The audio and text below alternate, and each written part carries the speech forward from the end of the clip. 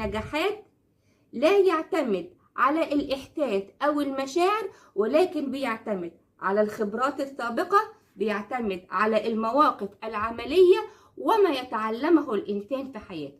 ما يتعلمه الإنسان في حياته مش هي اجتهادات صغيرة محصلة ما يتعلمه. يبقى إذن هنا الاختيار الصحيح المنفعة العملية.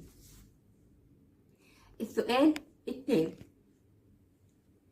إن أرفع درجات القيادة البشرية هي معرفة مسايرة الظروف وخلق سكينة وهدوء داخلي.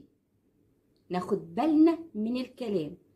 أرفع درجات القيادة البشرية معرفة مسايرة الظروف وخلق سكينة وهدوء داخلي على الرغم من